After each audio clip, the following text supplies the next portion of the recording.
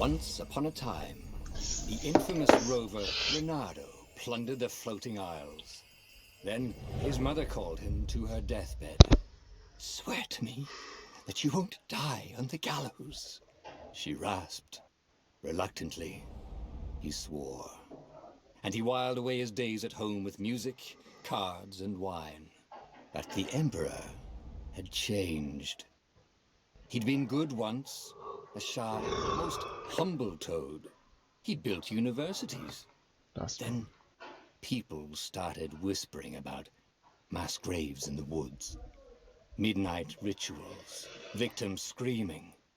The Imperial Ravens would round up entire villages, and no one ever returned. The Ravens had come to Ubar scouting for ancient books said to be of great power. But the librarians had hidden the books, so they'd burnt the librarians. The citizens, outraged, had driven them off. The Ravens had come back with dropships. The kid had fled with one of those books. He was brave and dumb and wanted to join the rebellion. And Reynardo had promised his mother he'd protect him.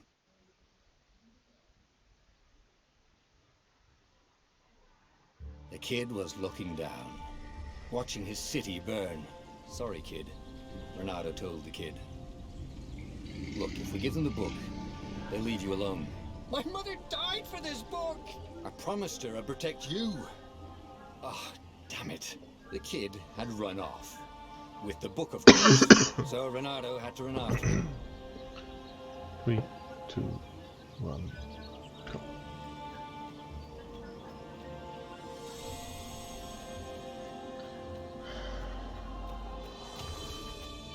The two Ravens were staring at the kid like he was their dinner, which probably was what was in their tiny brains. "Hey," Reynardo said. They cocked their heads at him.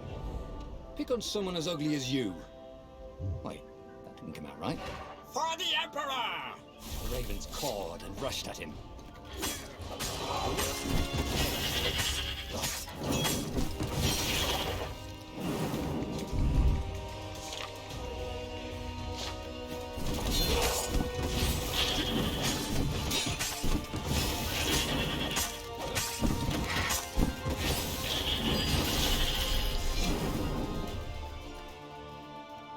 A dropship flew overhead. He hoped they hadn't noticed him. The kid.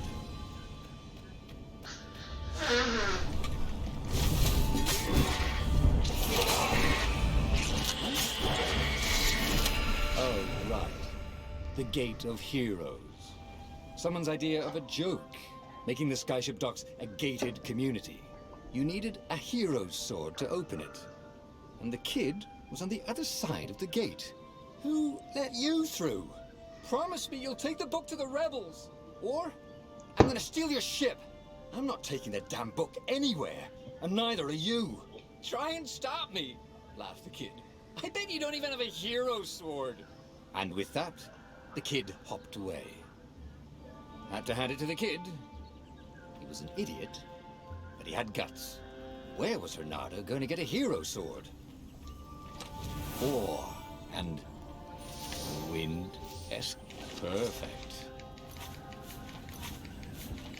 A hero sword. QED. Just got an achievement. This is what he got for settling down and finding people to care about.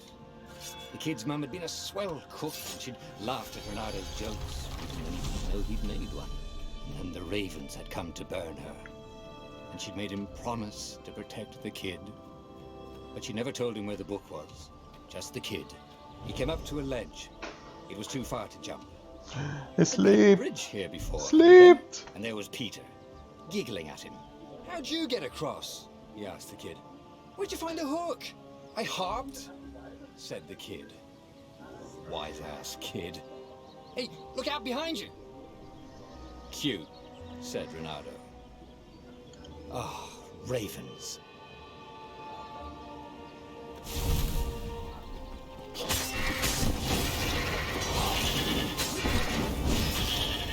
It was time to talk some sense into the kid. Just hook his way across the ledge and chase the kid down. Thing was, He hadn't used his hook since he'd retired. How had he done it? Maybe if he meditated at that altar there, he'd remember his old skills. It was starting to come back to him. Something you never completely forgot, like how to freeze time when attacking. The more he fought, the more he'd probably... And a goggler nailed him with its eye beam. Yeah, still.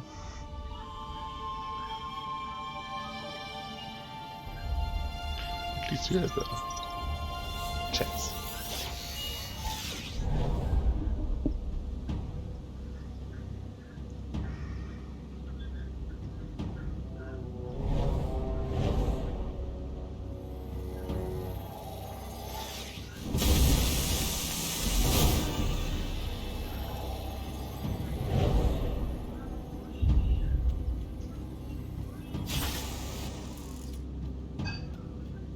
The book was unburned. Next to it were the buckles from the kid's shoes and a kid-sized pile of ashes. Damn it. Why hadn't he lied and told the kid he'd take the book to the rebels? The kid would be alive now. Really pissed off and betrayed, but alive. Oh, damn it. Renato picked up the book.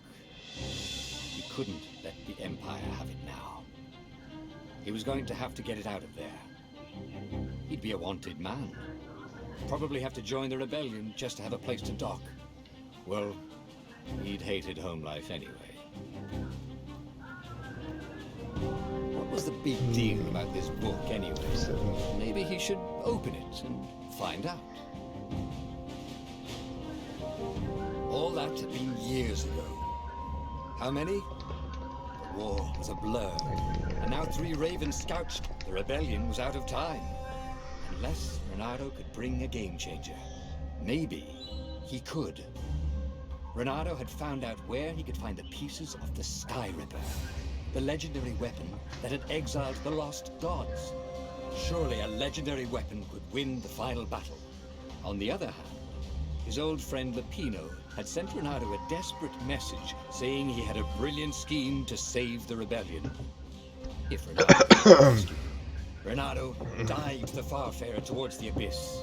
As he felt the heat of the jet stream, the Raven ships peeled off, not stable enough to follow him down there. Now it was time to choose.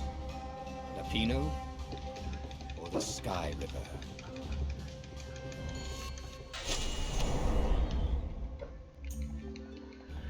Lapino had apparently managed to confuse the judge by arguing that he hadn't actually stolen a winged horse. He'd only sold it. But wait, where was the prison? The village was empty. Had everybody fled the ravens?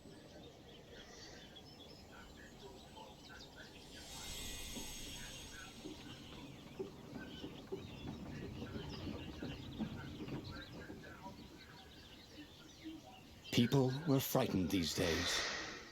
Just 2 weeks past, Renato had sneaked through an empty town and listened to the ravens call about the Emperor's new taste in ritual sacrifice.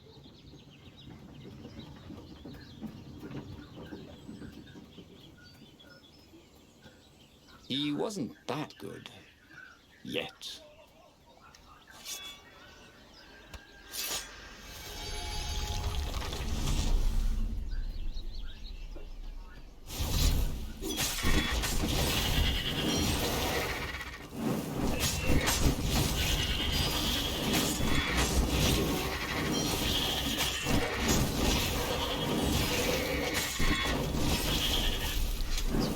Ravens were landing everywhere. Can't believe the advance guard.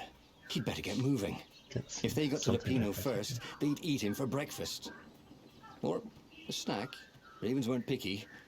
If they got hungry, they sometimes forgot to interrogate their prisoners. Even Top. It was starting to come back to him.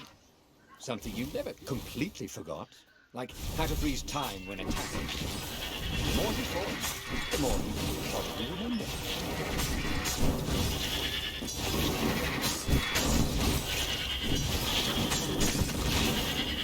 Ravens didn't smell any better dead, Renato thought. But otherwise, also good.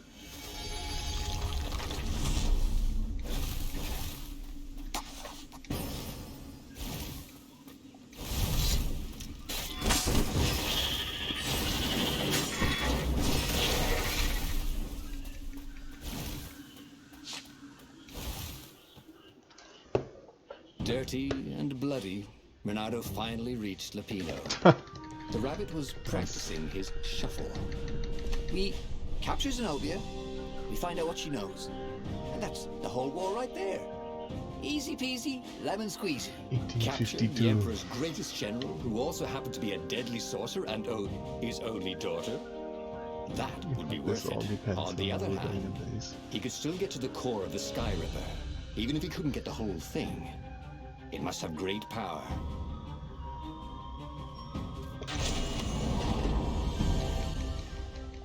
It's beautiful here, thought Renato. He was thrilled to be back with his old war buddy. He'd missed the mad rabbit, but something was not quite right.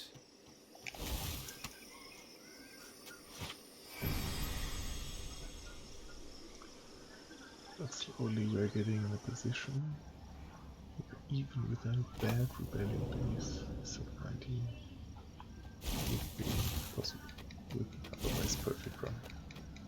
And there was something sour in the air. Like the earth had ruptured over something that had been fermenting for a very long time.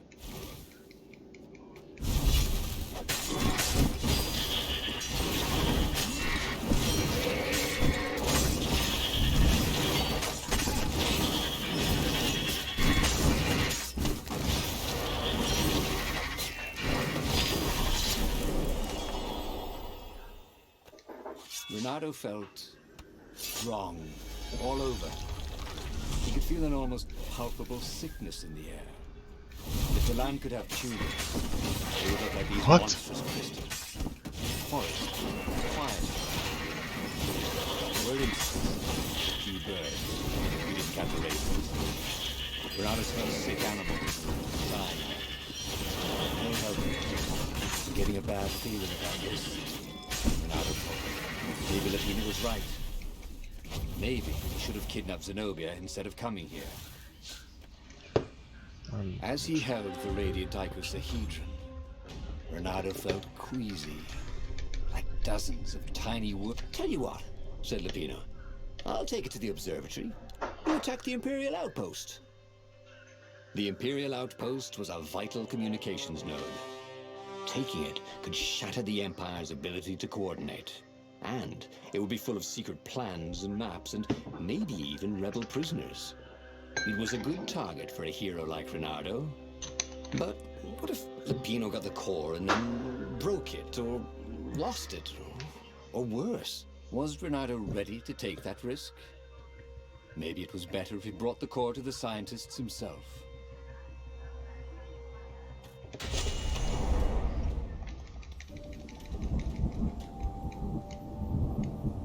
Lupino vanished into the wilds of the Nexus. Renato vaguely remembered Lupino had a baby daughter, didn't he? And he told her mother he was going out to get some Easter eggs, and he'd never come back. But Renato was relieved not to carry the core anymore. He was already feeling better. And who knows, maybe this time Lupino would get it right.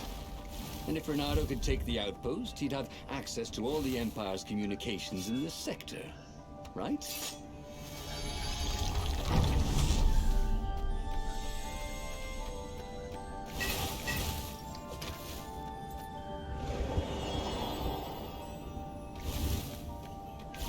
Renato caught his breath.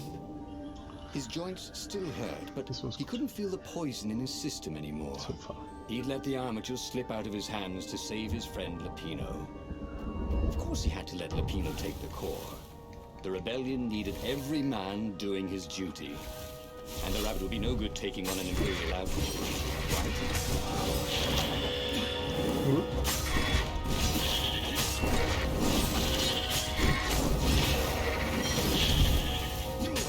No. Okay.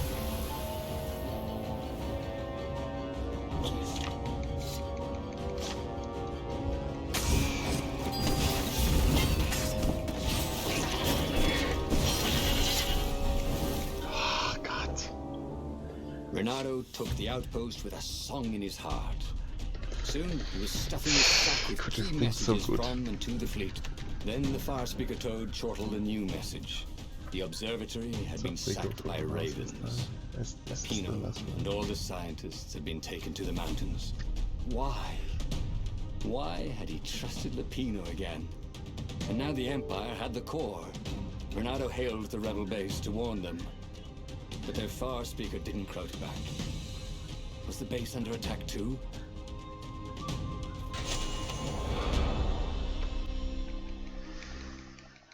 There were Imperials everywhere in the ruins, and dead civilians.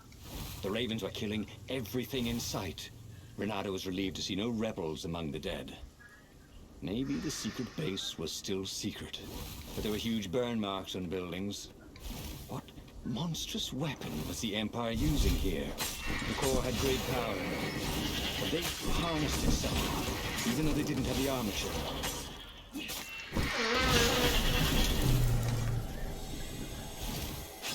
He could smell charred flesh and hear screams. The ruins were on fire. But the Ravens had rigged up the core as some kind of burning ray. They wouldn't need to know the secret location. They were burning everything. It was killing them too. Their black feathers littered the path. He would have to take the core from them. It was the last thing he wanted to do.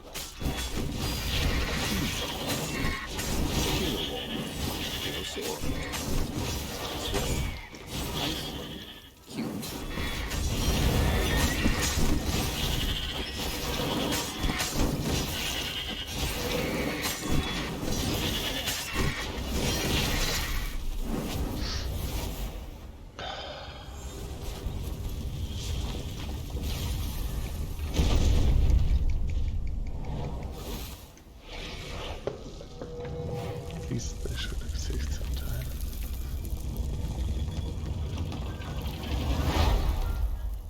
As the last Raven fell, Renato felt worse than he ever had. The core was killing him, again. The council members cautiously came out into the smoke.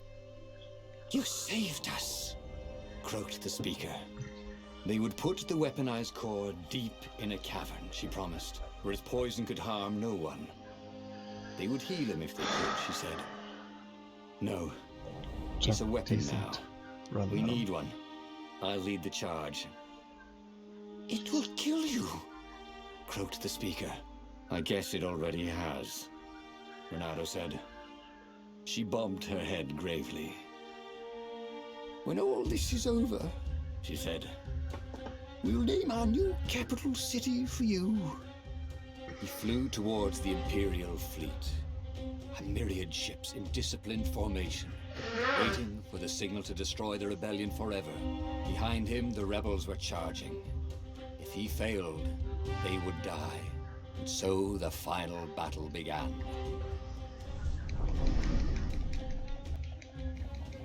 Everything hurt. It was unpleasant to fight this way. With each blow he struck with his sword, he felt weaker. Yet each time the core fired, it got brighter. As if the heat from the burning ravens and buildings only fed its hunger. He wondered where Lupino was. Wasn't he supposed to be in the battle? No. He'd been captured, hadn't he? Oh, Renato's mind was smoky now, like the burning fleet. He hoped this wouldn't take long. Who needed bridges, anyway?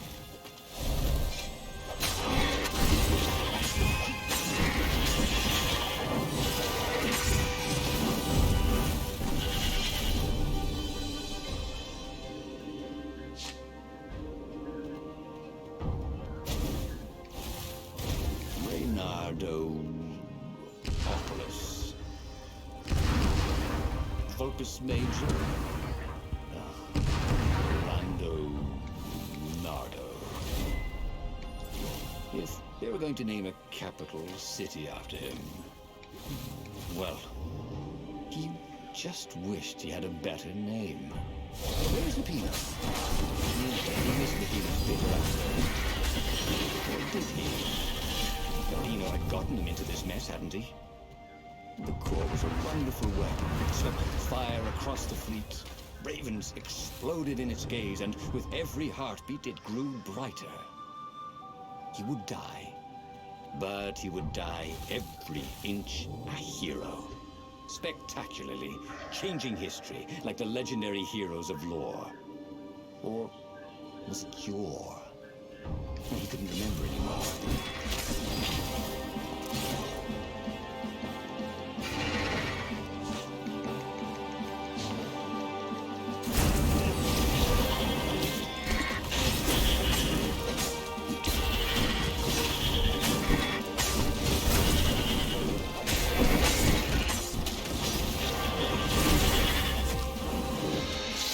This could be it.